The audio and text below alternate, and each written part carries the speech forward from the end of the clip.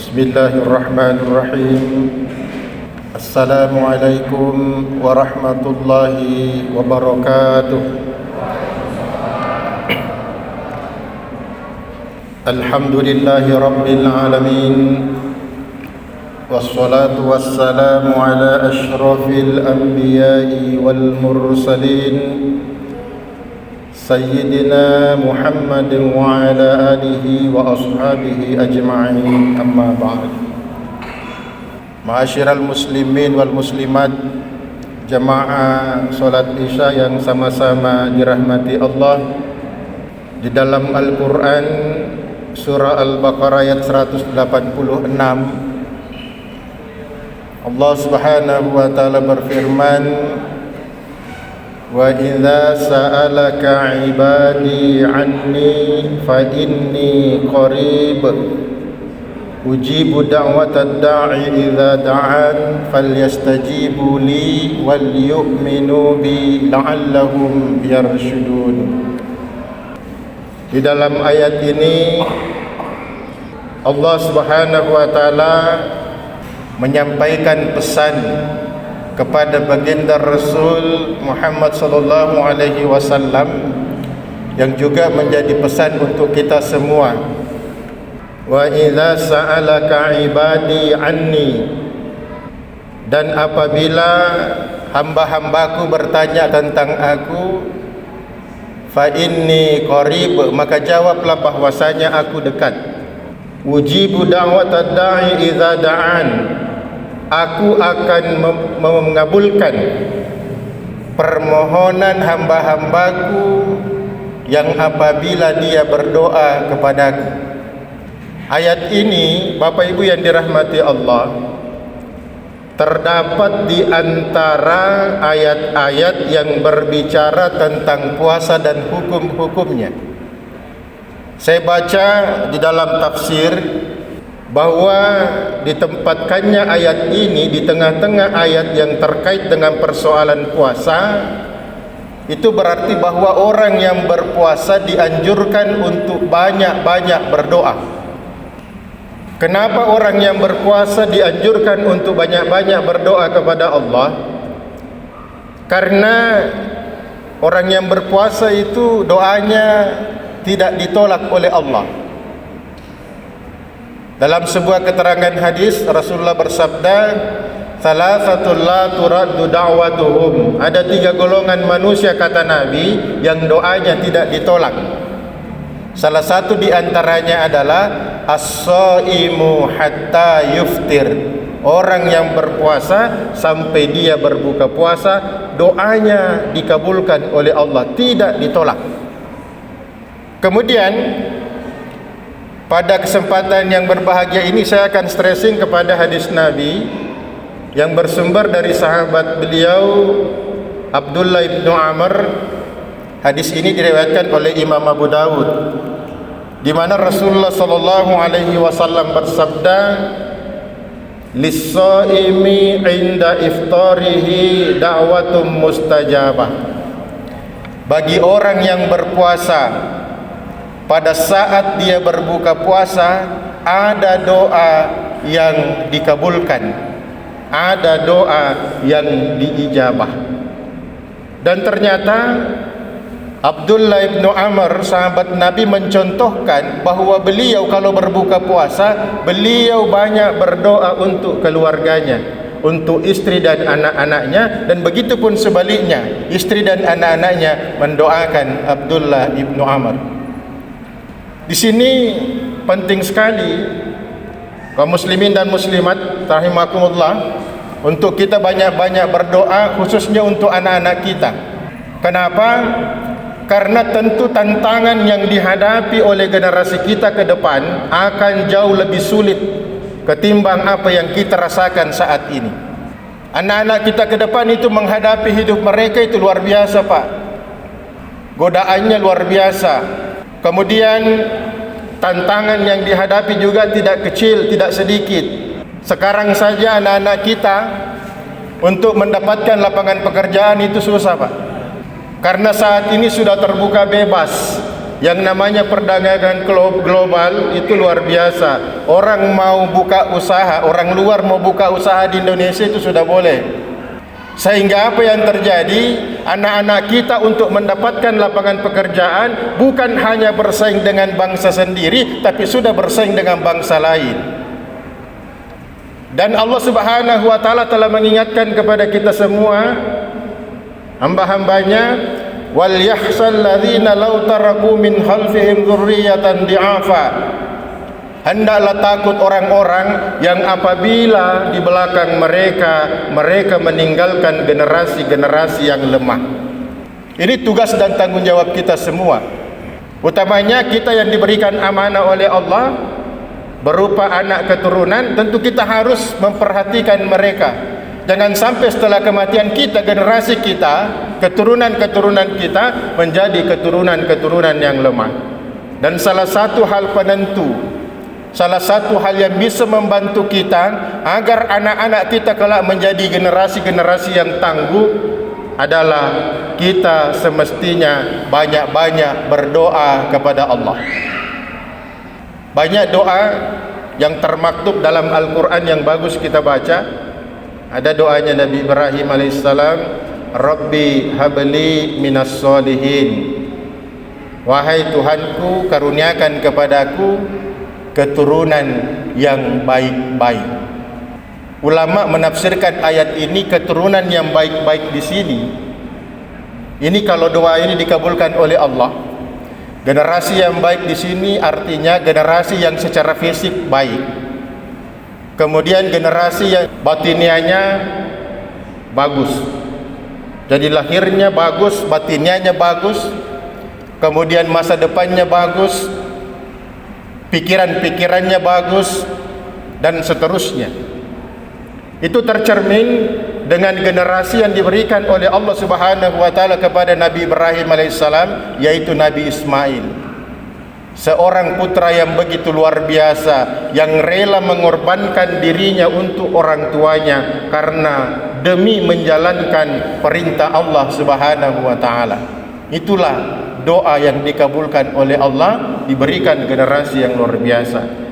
Tentu kita juga berharap bahwa Allah memberikan generasi-generasi seperti ini kepada kita. Makanya di saat-saat berbuka, mencontoh sahabat Rasul Abdullah bin Amr radhiyallahu an, kita banyak berdoa untuk keluarga kita. Ada lagi doa yang diajarkan juga dalam Al-Quran, Rabbana hablana min azwajina wa dzurriyyatina qurrata a'yun waj'alna lil muttaqina imama. Ada ulama yang mengajarkan doa ini, anaknya tidak banyak, cuma 14. Semuanya berhasil, semuanya sukses. Beliau ajarkan bahwa kalau doa ini dikabulkan oleh Allah, maka secara internal di dalam kehidupan rumah tangga kita, istri dan anak-anak kita akan menjadi sumber kebahagiaan bagi kita. Bapak Ibu yang sama dirahmati Allah, tentu kita semua berharap memiliki rumah tangga laksana rumah tangganya Nabi. Rasulullah itu sering sekali mengungkapkan baiti jannati, rumah tanggaku laksana surga bagiku. Kenapa? Karena istri dan anak-anak Nabi menjadi sumber kebahagiaan bagi Rasulullah Muhammad sallallahu alaihi wasallam. Banyak rumah tangga sekarang, utamanya di kota-kota besar, hidup di rumah yang mewah. Fasilitas kendaraan pun juga luar biasa. Dari segi finansial tidak ada kurangnya. Tapi kok dalam rumah tangga yang seperti ini, tidak sedikit yang tidak bisa mengatakan bahwa rumah tangganya adalah surganya. Bahkan malah sebaliknya, rumah tangganya laksana neraka baginya. Padahal fasilitas sudah serba lengkap. Dari segi uang tidak ada kurangnya. Bisa jalan-jalan kemana-mana ke luar negeri karena uang banyak. Tapi rupanya tidak ada ketenangan di dalamnya. Di sisi lain kita melihat kadang-kadang ada rumah tangga yang hidupnya amat sangat sederhana, tapi luar biasa nikmat hidup di dalam rumah tangga itu. Tentu ini semua adalah merupakan rahmat dari Allah Subhanahu wa taala, yang saya yakin dan percaya bahwa rahmat itu turun karena ada doa yang dikabulkan oleh Allah Subhanahu wa taala. Memang bagus artinya itu doa, Rabbana hab lana min azwajina wa dzurriyyatina qurrata a'yun. Wahai Tuhan kami, anugerahkan, karuniakan kepada kami istri-istri kami, anak-anak kami penyejuk hati tatkala memandang. Memang kita minta kepada Allah supaya Allah menjadikan istri kita ketika kita pandang itu menyejukkan. Kita minta kepada Allah ketika kita memandang anak-anak kita itu menyejukkan kalbu kita, menyejukkan hati kita. Tentu istri-istri yang bisa menyejukkan pandangan kita adalah istri yang soleha, bukan istri yang salah. Karena istri yang soleha dengan istri yang salah itu berbeda. Istri yang soleha adalah istri yang taat kepada suami. Istri yang soleha adalah istri yang taat kepada Allah Subhanahu wa taala. Sekarang saya melihat perempuan-perempuan luar biasa, Pak. Tidak seperti dulu, itu ketaatannya kepada suami luar biasa. Saat ini perempuan berani sekali. Kenapa saya katakan berani? Karena kalau ada masalah di dalam rumah tangganya, cepat-cepat dia minta gugat cerai. Itu luar biasanya perempuan. Kenapa saya tahu? Karena ternyata data yang saya temukan dari Pengadilan Tinggi Agama Sulawesi Selatan, tingkat perceraian itu luar biasa di Sulawesi Selatan. Setiap tahunnya di Sulawesi Selatan, saya membuka data dari tahun 2019, 2020 dan 2021. Itu di tahun 2019 terjadi 70.000 lebih pernikahan di Sulawesi Selatan selama tahun 2019. Berapa yang cerai? Yang cerai adalah 14.000 lebih dari yang menikah itu.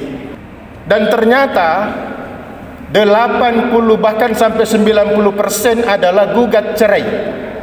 Perempuan yang menggugat suaminya untuk diceraikan. Hebatnya sekarang perempuan. Kalau dulu kan perempuan menjadi aib, menjadi tabu kalau menjadi janda. Sekarang tidak. Malah banyak perempuan bangga kalau jadi janda. Ini luar biasanya sekarang.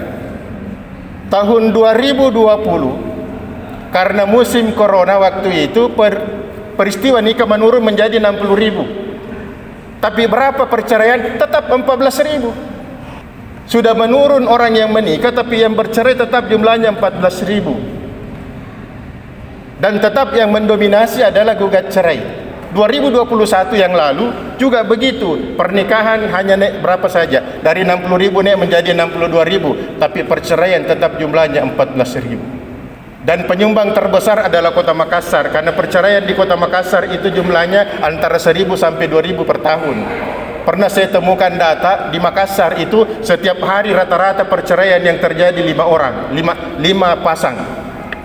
Ini ada gejala apa ini yang terjadi saat ini, kaum muslimin yang sama dirahmati Allah? Kalau seperti ini yang terjadi, tentu baiti bukan lagi jannati, tapi baiti nari, rumah tanggaku laksana neraka bagiku.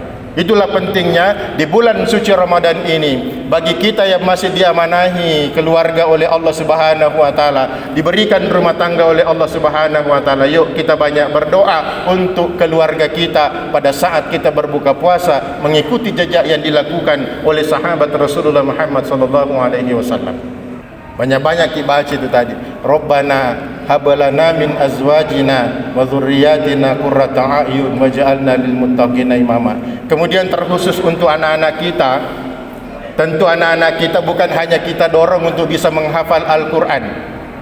Anak-anak kita tidak hanya mendorong dia bisa membaca kitab-kitab klasik yang tidak punya baris. Anak-anak kita hanya sekedar mendorong dia untuk menguasai kitab-kitab fikih. Tapi jauh lebih penting dari itu, di samping dia bisa kuasai kitab fikih, di samping dia bisa kuasai kitab-kitab klasik, mungkin kitab-kitab tasawuf, di samping dia bisa menghafal Al-Quran, anak-anak kita juga harus menjadi pengusaha atau orang-orang penting di republik ini.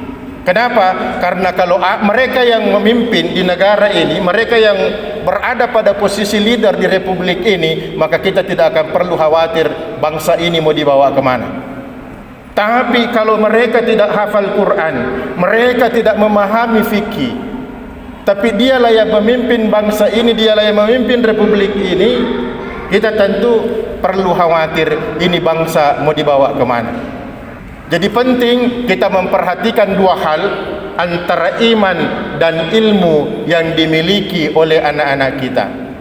Karena memang harus beriringan antara iman dan ilmu. Nanti beriringan antara iman dan ilmu ini. Iman kan terkait langsung dengan persoalan akhirat, ilmu ya kita anggap untuk bagaimana menopang kehidupannya di dalam kehidupan dunia ini. Nanti berbarengan ini Pak, baru derajat kita akan diangkat oleh Allah. Yarfa'illahu alladhina amanu minkum walladhina utul ilma darajat. Allah akan mengangkat orang-orang yang beriman di antara kalian dan orang-orang yang memiliki ilmu pengetahuan beberapa derajat. Jadi nanti berbarengan jalannya antara iman dan ilmu, baru kita bisa melakoni kehidupan ini, menjalani kehidupan kita sebagaimana tentunya yang diharapkan oleh Allah Subhanahu wa taala. Jangan menjadi orang beriman yang hidup miskin. Jangan menjadi orang beriman yang hidup tidak berdaya. Karena kalau hidup dalam ketidakberdayaan sungguh menyakitkan, Pak. Kita diinjak-injak orang. Orang sewenang-wenang kepada kita. Kenapa? Karena kita bodoh. Betul kita beriman tapi kita tidak pintar. Oleh karenanya di bulan Ramadan ini, sekali lagi pada saat kita berbuka puasa, ayo kita doakan anak-anak kita. Kita ajak mereka berpikir ke depan dia akan menjadi orang seperti apa. Kamu harus menjadi penghafal Quran yang kaya raya dan menyantuni orang-orang yang tidak mampu. Kamu harus menjadi penghafal Quran yang punya usaha besar dan bisa mempekerjakan banyak orang. Jangan menjadi penghafal Quran kesana kemari mendaftar menjadi pegawai di orang, tapi kamu harus menjadi orang yang mempekerjakan orang lain, yang memikirkan nasibnya orang lain, dan bahkan lebih besar lagi memikirkan nasib bangsa ini ke depan. Wabillahi taufiq wal hidayah. Wassalamualaikum warahmatullahi wabarakatuh.